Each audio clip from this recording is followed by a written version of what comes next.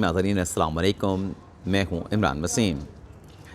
नाज़रीन, प्रोग्राम में एक तो हम बात करेंगे जो सुप्रीम कोर्ट ऑफ पाकिस्तान से साबिक़ वज़ीर आज़म इमरान ख़ान के लिए बुरी ख़बर है।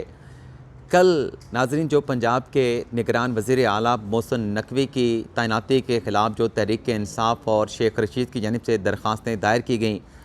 उन दरख्वास्तों पर अदालत उज़्मा के स्टार ऑफिस की जानिब से क्या एतराज़ात लगाए गए हैं, क्या सवालात उठाए गए हैं, एक तो ये डिटेल्स आप नाज़रीन के साथ हम शेयर करने जा रहे हैं।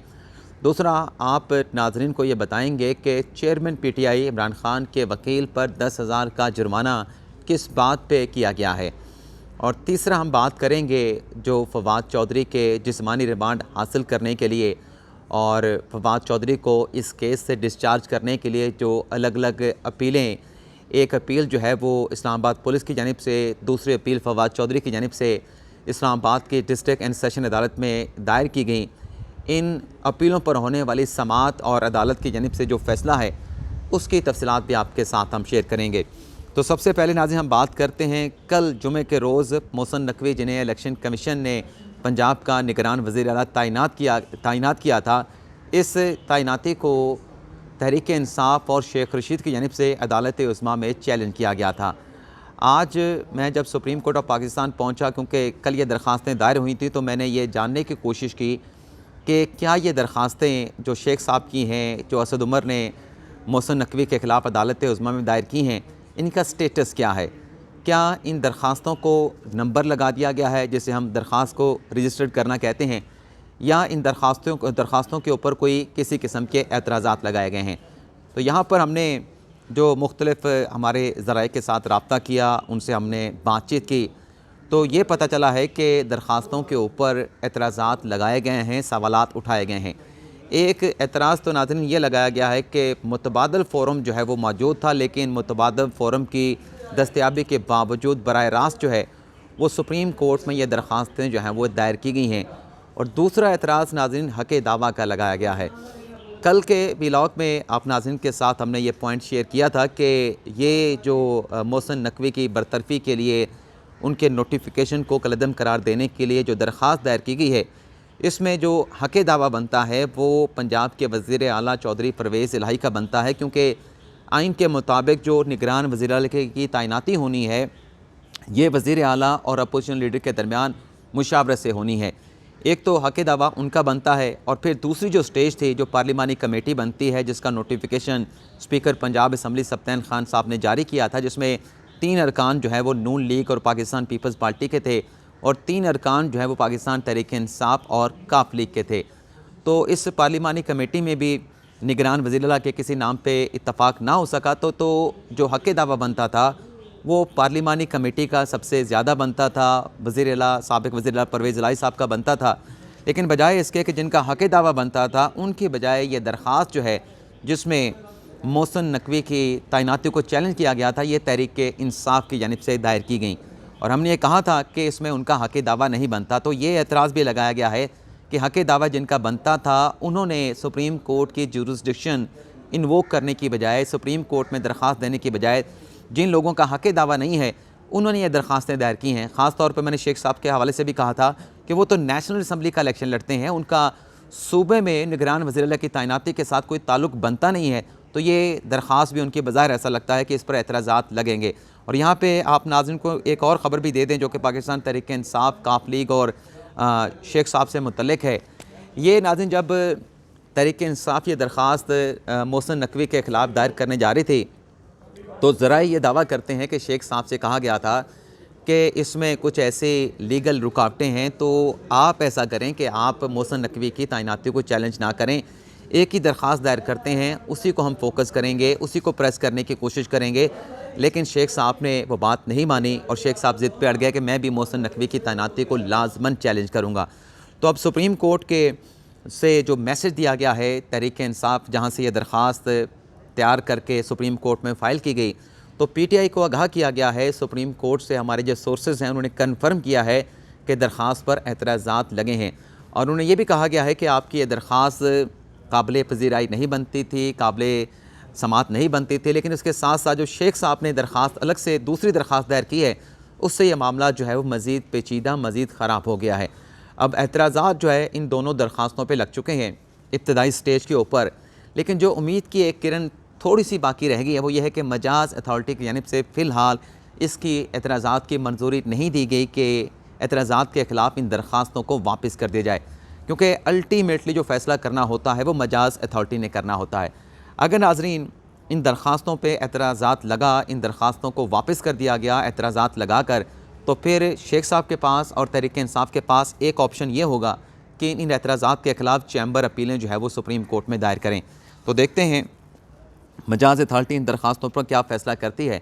अगली खबर नाज़रीन अली अमीन गंडापुर साहब से मुतल्लिक दो अहम खबरें हैं, ज़्यादा वक्त नहीं लूँगा, मुख्तसर करेंगे इन दोनों खबरों को। एक तो नाज़रीन अली अमीन गंडापुर के ख़िलाफ़ नैब ने आमदन से ज़्यादा असासाजात की इंक्वायरी शुरू कर दी है। इस सिलसिले में नैब ने जो डिप्टी कमिश्नर हैं डेरा इस्माइल ख़ान के, उनके साथ रब्ता किया है। अली अमीन गंडापुर और उनके करीबी रिश्तेदारों की प्रॉपर्टीज़ की डिटेल मांगी है और इस सिलसिले में डिप्टी कमिश्नर डेरा इस्माइल ख़ान ने जो असिस्टेंट डिप्टी कमिश्नर हैं अपना इस डेरा इस्माइल ख़ान के, उन्हें इंक्वायरी ऑफिसर मुकर्रर कर दिया है। इसके अलावा नाज़रीन एक ऑडियो लीक भी सामने आई है अली अमीन गंडापुर साहब की, उस पर 59 सेकंड की ये ऑडियो है, उस पर बात नहीं करूँगा। लेकिन नाज़रीन उसमें जो एक अमरीकी बिजनेसमैन से डोनेशन का तकाजा कर रहे हैं कि मैंने इलेक्शन लड़ना है, अली अमीन गंडापुर साहब आप मुझे डोनेशन करें, मैं आपका छोटा भाई हूँ। अब इमरान खान साहब खुद ये कहते हैं कि कोई फ्री लंच नहीं देता, अगर कोई आपको फ्री लंच देता है तो आपको उसके बदले में कुछ ना कुछ पे करना होता है। तो ये जो डोनेशन अली अमीन गंडापुर साहब मांग रहे हैं, तो ये इमरान खान साहब आपके प्रिंसिपल के मुताबिक, उनके अपने बयानी के मुताबिक ये फ्री का लंच नहीं होगा। इसके बदले में अली अमीन गंडापुर साहब को इलेक्शन जीतते हैं, मिनिस्टर बनते हैं, तो क्या सहूलत देनी पड़ेगी, क्या उन्हें फैसिलिटेट करना पड़ेगा, इस हवाले से फ़िलहाल कुछ कहा नहीं जा सकता। कल नाज़रीन वज़ीर ख़जाना इसहाक़ डार साहब ने इमरान खान साहब को माशी मामलात के हवाले से मनाजरे का चैलेंज दिया था, लेकिन ये मनाजरे का जो चैलेंज है ये इमरान खान साहब के साबिक़ वज़ीर ख़जाना शौकत तरीन साहब ने एक्सेप्ट कर लिया है। उन्होंने कहा कि पहले तो इसहाक़ डार साहब जो इमरान खान साहब को मनाजरे का चैलेंज दे रहे हैं, वो ये मनाजरे का चैलेंज दे के अपना कद काट बड़ा ना करें, पहले मेरे सवालों का जवाब दें और अगर इमरान खान का मनाजरा कराना है तो वज़ीर आज़म शहबाज शरीफ के साथ जो है उनका मनाजरा करवाया जाए। इसके अलावा नाज़रीन इमरान खान साहब को पार्टी चेयरमैनशिप से हटाने के लिए जो दरख्वास्तें लाहौर हाई कोर्ट में दायर की गई थी, ये खबर आपके साथ हम पहले भी शेयर कर चुके हैं कि 5 रुकनी बेंच तश्कील दे दिया गया है, जिसकी सरबराही जिससे शाहिद बिलाल हसन साहब करेंगे, उसके बेंच का भी ऐलान कर दिया गया है और कॉज लिस्ट भी जारी कर दी गई है। इसमें दूसरे जो जज हैं जैसे शाहिद करीम साहब हैं, जिन्होंने साबिक़ सदर परवेज़ मुशर्रफ के ख़िलाफ़ संगीन गद्दारी केस का फ़ैसला सुना था, परवेज़ मुशर्रफ के ख़िलाफ़ फ़ैसला सुनाया था। दूसरे जज जस्टिस जवाद उल हसन साहब हैं जो कि नून लीग के 2008 और 2013 के पंजाब में हुकूमत के दौरान हुकूमत के एडिशनल एडवोकेट जनरल पंजाब हुआ करते थे। तीसरे जज जस्टिस शम्स मिर्ज़ा साहब हैं और चौथे जज और पाँचवें जो जज हैं जस्टिस शहराम सरवत साहब हैं, जो साबिक़ चीफ जस्टिस साकिब निसार के जो बेटे हैं, उनके ये जो है वो ससुर हैं, फादर इन लॉ हैं। तो ये 5 रुकनी बेंच है जो 30 जनवरी को इमरान खान को पार्टी चेयरमैनशिप से हटाने से मुतल्लिक़ जो है वो मुख्तलिफ़ दरख्वास्तों पर समाअत करेगा। अब आ जाते हैं कल जब नाज़रीन फवाद चौधरी का जिस्मानी रिमांड की इस्तदा मुस्तरद की गई और उन्हें 14 दिन के लिए जुडिशल किया गया, तो फैसल चौधरी ने फवाद चौधरी के लिए जो है वो ज़मानत की दरख्वास्त इस्लामाबाद की अदालत में दायर कर दी। अच्छा, उस ज़मानत की दरख्वास्त पर भी 3 फोरम के ऊपर वो दरख्वास्त की और फिर अल्टीमेटली फैज़ान हैदर गिलानी साहब ने फवाद चौधरी को इस दरख्वास्त के ऊपर फरीकैन को, इलेक्शन कमीशन को, प्रोसिक्यूशन को नोटिस करके आज के लिए जो है वो समाअत मुकर्रर की थी। लेकिन आज जब इस ज़मानत दरख्वास्त के ऊपर समाअत होने जा रही थी तो अदालत को ये आगाह किया गया कि जो जिस्मानी रिमांड मुस्तरद करने का फ़ैसला था जुडिशल मजिस्ट्रेट का, उसे डिस्ट्रिक्ट एंड सेशन अदालत की जानिब से प्रोसिक्यूशन इस्लामाबाद पुलिस की जानिब से चैलेंज कर दिया गया है और फवाद चौधरी को 12:30 बजे के लिए बुलाया गया कि उन्हें लाया जाए। जिस्मानी रिमांड की जो दरख्वास्त है उस पर उनकी अदम मौजूदगी में समाअत नहीं हो सकती। और जब यह ख़बर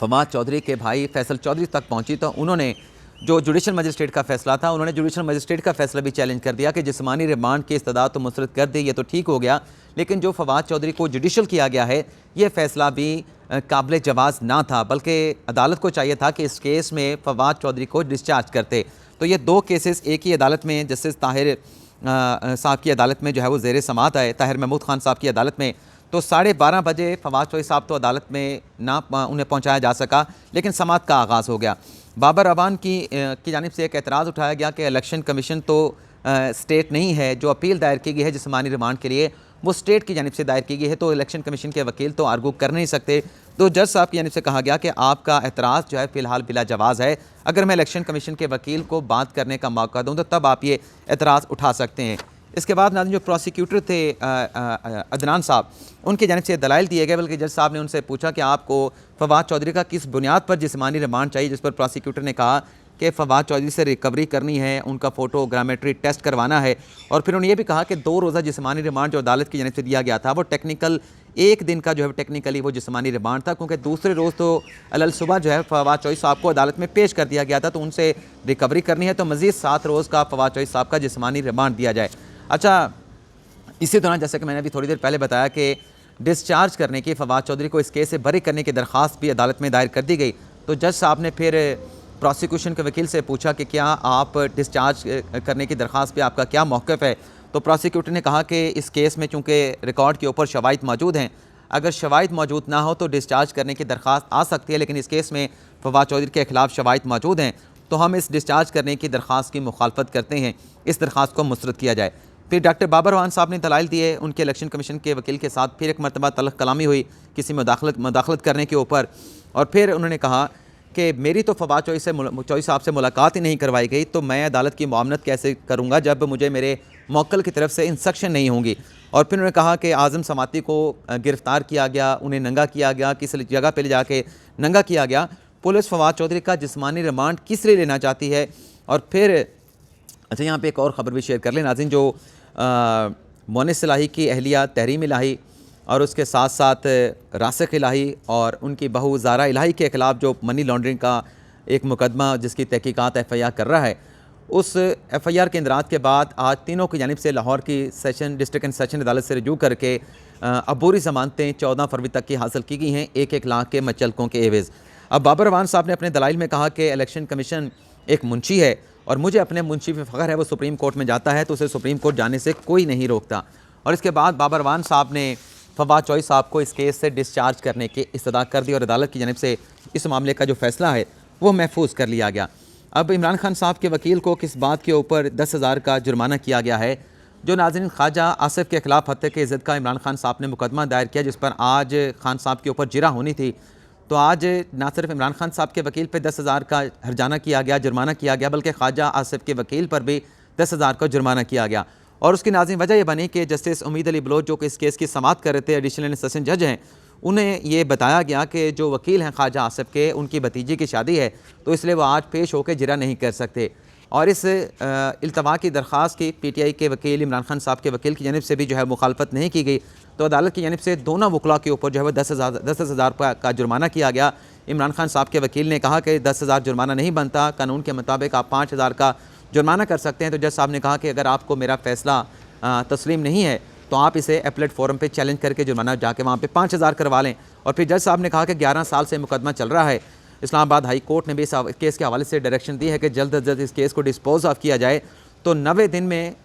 की कानूनी मियाद है इस केस को डिस्पोज ऑफ करने के लिए, लेकिन 11 साल हो गए हैं, तो फिर 10,000 का जुर्माना करके इस केस की जो समाअत है नाज़रीन वो 11 फरवरी तक जो है वो मुलतवी कर दी गई है। अब फवाद चौधरी को इस केस में डिस्चार्ज किया जाता है या जिस्मानी रिमांड दिया जाता है, इसकी तफसीलात फिर अगले व्लॉग में आपके साथ शेयर करेंगे, क्योंकि अदालत की जानिब से फ़ैसला जब हम ये वीडियो रिकॉर्ड कर रहे हैं वो फ़ैसला महफूज किया जा चुका है। इजाज़त चाहते हैं, अल्लाह हाफ़िज़।